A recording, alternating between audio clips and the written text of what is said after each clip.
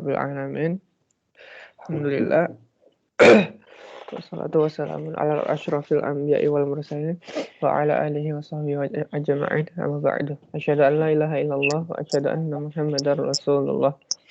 Allahumma shalli ala Muhammad wa ala ali Muhammad. Kali ini saya akan membawa sharing mengenai yang disolihin bab 114 sampai 116. Di bab ini saya hanya menemukan sumber-sumber dalil yang berasal dari hadis saja, belum menemukan sumber yang berasal dari Al-Quran. Langsung saja, mulai dari 114 tentang uraian tentang bolehnya minum sambil berdiri, dan uraian bahwa yang tersempurna dan termulia adalah minum sambil duduk. Untuk hadis pertama dan kedua akan saya bacakan, kemudian dilanjutkan oleh yang lain. Yang pertama, hadis nomor 764 dari Ibnu Abbas radhiyallahu anhu, katanya, saya memberikan minuman kepada Nabi Shallallahu alaihi wasallam dari air Zam-Zam. Beliau minum sambil berdiri. Muttafaq alaih. Dan selanjutnya nomor hadis 765 dari An-Nazal bin Sabrah radhiyallahu anhu, katanya, Ali radhiyallahu anhu datang di pintu Rahabah, salah satu halaman masjid. Lalu beliau minum sambil berdiri dan ia berkata, sesungguhnya saya pernah melihat Rasulullah SAW melakukan sebagaimana yang engkau semua melihat saya melakukan ini, yakni minum sambil berdiri tadi. Riwayat Bukhari. Selanjutnya dilanjutkan oleh Haris. Boleh, Haris. Dari Ibnu Umar radhiyallahu anhuma, katanya, kita semua dahulu di zaman Rasulullah Shallallahu alaihi wasallam pernah makan sambil berjalan dan minum sambil berdiri. Diriwayatkan oleh Imam Tirmidzi dan ia mengatakan bahwa ini adalah hadis hasan sahih. Baik. Dilanjutkan sama Haris juga nomor selanjutnya. Dari Amr bin Shu'aib, dari ayahnya, dari neneknya lelaki radhiyallahu anhu, katanya, saya melihat Rasulullah Shallallahu alaihi wasallam minum sambil berdiri dan duduk.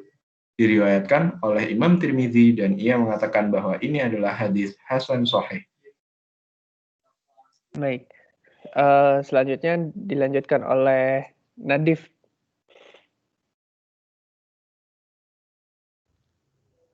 Emang ada Nadif? Nggak tahu, saya nggak bisa lihat. Ya, Sidki deh. Hadis nomor 768 dari Anas radhiyallahu anhu, dari Nabi Muhammad SAW bahwasannya beliau SAW melarang kalau seseorang itu minum sambil berdiri.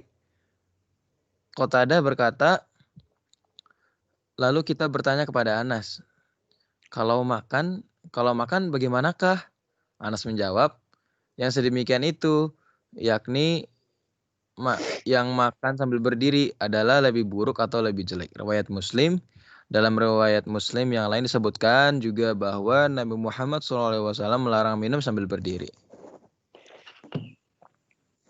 Baik, satu lagi oleh Sidki. Nah, hadis nomor 769 dari Abu Hurairah radhiyallahu an, katanya Rasulullah SAW bersabda, janganlah sekali-kali seseorang dari engkau semua itu minum sambil berdiri. Maka barang siapa yang lupa, maka hendaklah memuntahkannya. Riwayat Muslim. Baik, terima kasih Sidki, Haris.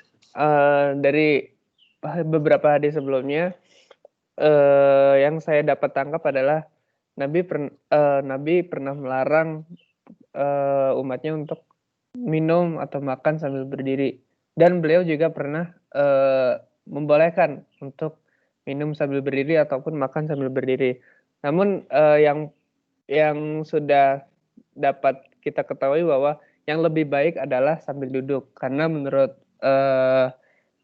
menurut kesehatan pun begitu, lebih sehat untuk kita melakukannya sambil duduk daripada berdiri. Lanjut ke bab selanjutnya, Isinya hanya satu hadis, yaitu tentang sunnahnya orang yang memberi minum orang banyak supaya ia minum terakhir sekali. Akan saya bacakan terlebih dahulu. Hadis nomor 770. Dari Abu Qatadah radhiyallahu anhu, dari Nabi Shallallahu alaihi wasallam sabdanya, orang yang memberi minum pada kaum yakni orang banyak, maka itulah yang terakhir di antara mereka itu, yakni yang terakhir tentang minumnya, diriwayatkan oleh Imam Tirmizi, dan ia mengatakan bahwa ini hadis hasan sahih. Selanjutnya tentang bolehnya minum dari segala macam wadah yang suci selain yang terbuat dari emas dan perak, dan bolehnya mengkokop, yaitu minum langsung dengan mulut dan dari sungai atau lain-lain tanpa menggunakan wadah atau tangan. Juga haramnya menggunakan wadah yang terbuat dari emas atau perak di waktu minum, makan, bersuci, dan penggunaan lainnya. Hadis nomor 771 boleh dibacakan sama Kak Reka. Bismillahirrahmanirrahim. Dari Anas radhiyallahu anhu katanya, waktu sholat sudah datang, lalu berdirilah orang-orang yang dekat rumahnya ke keluarganya masing-masing untuk mengambil air wudhu. Dan masih tertinggallah beberapa orang beserta Nabi Muhammad SAW. Kemudian Rasulullah SAW diberi sebuah wadah yang terbuat dari batu. Maka wadah itu terlampau kecil kalau di dalamnya itu dibeberkan tapak tangan beliau Sallallahu Alaihi Wasallam, dan keluarlah air dari jari-jari beliau Sallallahu Alaihi Wasallam itu. Orang-orang itu lalu berwudu semuanya. Orang-orang sama berkata, berapa jumlahmu tadi? Jawabnya, 80 orang dan ada lebihnya. Muttafaq alaih. Ini adalah riwayat Imam Bukhari. Baik. Selanjutnya juga dibacakan oleh Kak Reka. Dari Abdullah bin Zaid radhiyallahu anhu katanya, kita didatangi oleh Nabi Shallallahu alaihi wasallam, lalu kita mengeluarkan air untuknya yang ditempatkan dalam wadah mangkok yang terbuat dari tembaga. Lalu beliau Shallallahu alaihi wasallam berwudu. Riwayat Bukhari. As-sufar dengan dhammahnya shad, dan boleh pula dengan kasrahnya shad, as-sifar yaitu tembaga. At-taur adalah seperti gelas, kata ini dengan tak mutannas di atas tak at-taur. Baik. Selanjutnya, apakah ada orang selain Haris, Sidki, dan Kak Reka? Hasbi. Oh iya, Hasbi. Ayo, Bi. Yang mana 773? Yang ini. Ya, 773. Oke, dari Jabir radhiyallahu an, bahwasanya Rasulullah Shallallahu alaihi wasallam memasuki seorang Ansor dan disertai oleh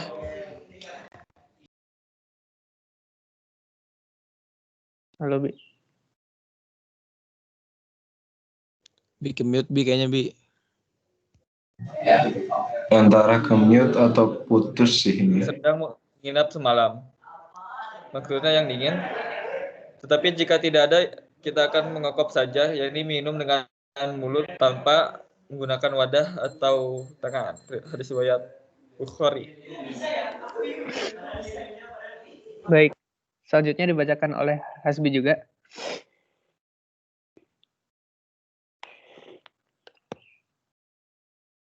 Atau boleh yang lain deh.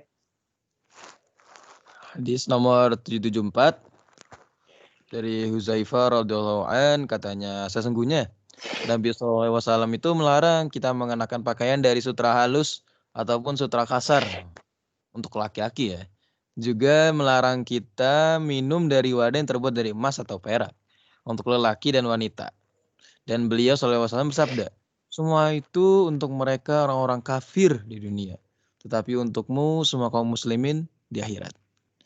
Muttafaq alaih. Baik. Selanjutnya, apakah ada di antara selain orang-orang yang sudah membaca tadi? Tidak ada. Tidak ada. Ya udah, Haris. Boleh. Dari Ummu Salamah radhiyallahu anha bahwasanya Rasulullah Shallallahu alaihi wasallam bersabda, Orang yang minum dari wadah perak itu sebenarnya ia meletakkan api neraka jahanam dalam perutnya. Muttafaq alaih. Dalam riwayat Imam Muslim disebutkan Rasulullah Shallallahu Alaihi Wasallam bersabda, sesungguhnya orang yang makan atau minum dari wadah perak atau emas, juga dalam riwayat Imam Muslim yang lain lagi disebutkan, beliau Shallallahu Alaihi Wasallam bersabda, barang siapa yang minum dari wadah emas atau perak, maka sebenarnya saja ia meletakkan api dari neraka jahanam dalam perutnya. Baik. Ini adalah hadis penutup dari ketiga bab tadi. Dan ketika saya membuat presentasi ini, mungkin teman-teman juga merasakan menimbulkan pertanyaan. Saya selama membuat presentasi ini timbul pertanyaan, kenapa sih kok kita nggak boleh minum dari wadah yang terbuat dari emas ataupun perak? Setelah dicari-cari, saya nggak nemu jawaban ilmiahnya, tapi saya nemunya jawaban dari hadis ini, hadis nomor 774, bahwasanya intinya dijelaskan di situ bahwa kalau kita minum dari wadah-wadah yang terbuat dari emas ataupun perak, itu seperti orang kafir gitu, seperti orang kafir di dunia. Bahwa kita itu minumnya memakai emas dan perak itu untuk kita, tapi di akhirat. Kalau di dunia untuk orang-orang kafir. Jadi seolah-olah kita kayak orang kafir gitu. Makanya kita tidak boleh sebagai pembeda gitu, kalau saya nanggapnya. Mungkin ada teman-teman yang mau berdiskusi. Boleh disilakan.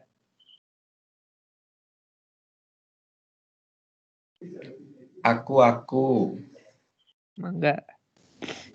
Jadi ini ingat dari perkataannya guru biologi kalau nggak SMP, SMA ya. Tapi untuk kebenarannya enggak, teman-teman nanti dicari tahu lagi aja. Saya cuma mencoba menyampaikan apa yang disampaikan guru biologi saya dulu. Jadi kata beliau dulu waktu itu membahas tentang kenapa sih perempuan boleh pakai cincin kayak gitu kan. Emas ya. Sedangkan cincin emas dalam artian di sini cincin emas, nah laki-laki nggak boleh kayak gitu kan. Nah, waktu itu beliau berkata kayak gini sih, serbuk dari emas ini bisa masuk ke pori-pori kulit kita kayak gitu, dan akhirnya larut ke darah. Kalau perempuan tiap bulan ada haid, yang mana itu bisa membuang beberapa kotoran atau beberapa zat yang larut dalam tubuh kita. Nah, sedangkan laki-laki kan nggak bisa. Nah, apabila zat-zat emas ini terlalu dalam tubuh, maka itu nanti akan menimbulkan suatu penyakit seperti itu. Itu yang guru biologi orang katakan ya. Mangga nanti silahkan di cross check oleh teman-teman. Hal yang sama sih terjadi sama aku tentang hal itu. Jadi kenapa pria tidak boleh menggunakan perhiasan terutama atau pakaian justru yang terbuat dari emas? Alasannya sama. Apakah ada diskusi dari Sidki, Kareka, dan Hasbi? Ini berlima aja ya. Iya. Kalau kata guru ekonomi saya nih, di MS Team kalau pakai gelas emas sama perak mahal. Itu Cecet. kata beneran atau Ini kata Kareka nih. Mahal banget kali ya kalau emas atau perak jadi noda minuman. Iya, Tapi Kalau dari ini fenomena apa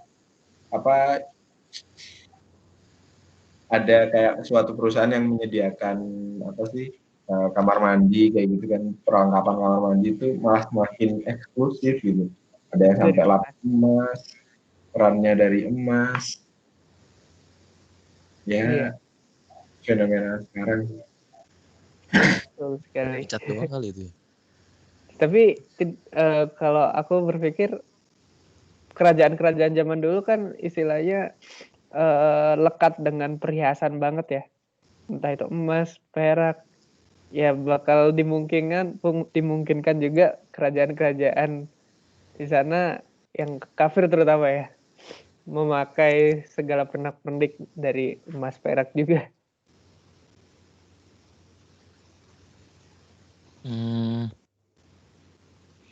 Oh iya, tadi terkait minum sambil berdiri itu, oh ya punten yang mau tanya juga.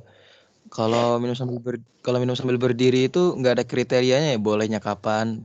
Cuma dikasih tahu lebih baik minum duduk aja ya. Dari hadis-hadis yang hadis-hadis aku tadi kayaknya. tadi ya, iya nggak ada indikator tertentu kapan kita boleh, kapan kita tidak boleh. Kadang kalau telat kelas gitu kan, lumayan gitu makan roti sambil jalan teh kalau boleh.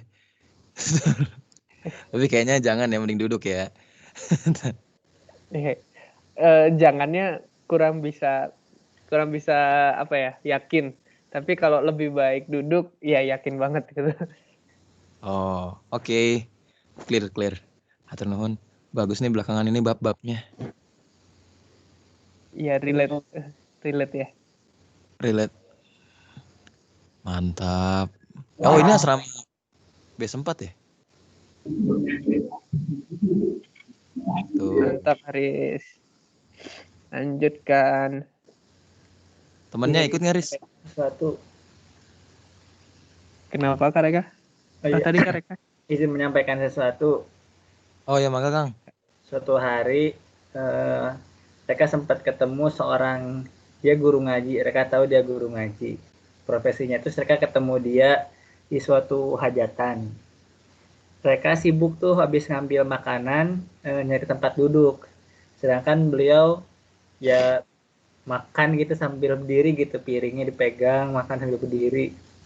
Ketika kita ngaji sampai ke bab ini, kita jadi bisa mencegah diri untuk suudzon kepada dia gitu.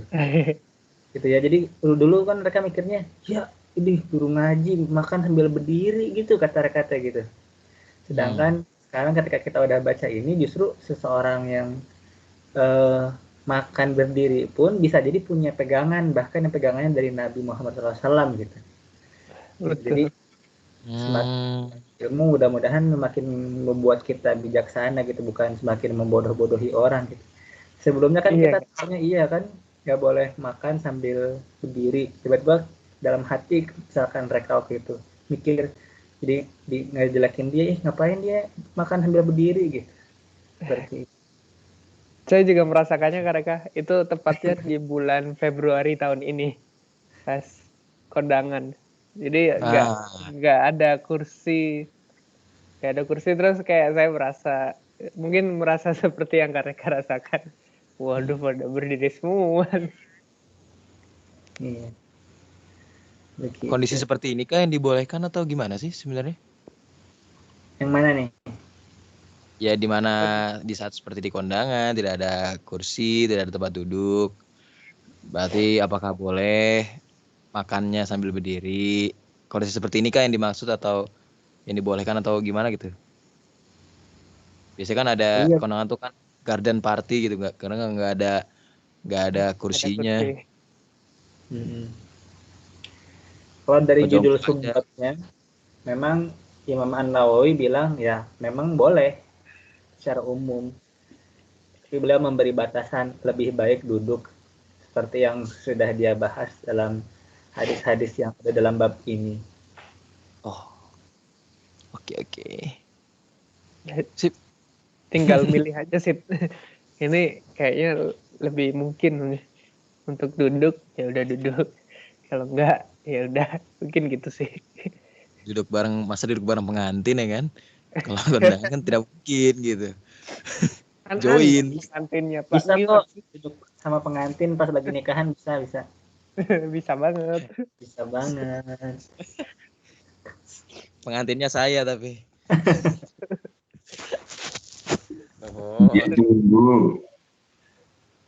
Ditunggu. Kita belum diundang nih. Gimana nih? Kita belum diundang. Nuhun. Ya, habis ujian meet up, guys. Saya tunggu ya ujian kalian ya. 14 Desember beres. Insya Allah kayaknya. Kenapa, Bi? Gak denger? Ya, mau nanya. Oh, mantap. Nah, jadi sempat nih, nggak tahu nih, lupa siapa yang nanya sampai ini. Jadi katanya kalau nyicipin doang gitu ya, itu boleh diri. Tapi ya makanannya tetap ditelan gitu. Paham nggak? Itu gimana? Boleh nggak sebenarnya? Dicicipin. Dicicipin Jadi kalau cuma gitu. nyicip makanan, jadi bukan buat makan berat gitu, pengen kenyang, tapi cuma buat nyicip doang, tapi ya makannya ditelan gitu. Itu gimana? Ini masuknya ke boleh berdiri atau enggak, atau masuknya Berdiri atau ke enggak? yang Oh ya, sambil dimuntahkan itu berdiri, tadi. maksudnya sambil berdiri, lupa. Eh, aku nggak berani sih jawab itu boleh atau tidak. Mungkin ya kayak yang tadi yang telah kita tahu dari hadis-hadis yang telah dipaparkan, boleh makan minum sambil berdiri, namun lebih baik duduk. Kayak gitu aja sih. Oke. Jawabannya sama. Kalau bisa duduk. Iya, soalnya itu yang tertulis secara jelas. Oh. Kemana-mana. Itu. Ada pertanyaan lagi, guys? Ya, Oh ya, karena BTW, kalau topiknya udah kelar, Aldi berarti udah menjalanin ini ya, masalah transplantasi ya, dari kemarin-kemarin. Hari ini dengar implementasi transplantasinya. Oh, hari ini? Ya. Kita support, guys. Support. Biar teman-teman kita yang lain tahu juga di grup mungkin ya. Biar beruntun gitu.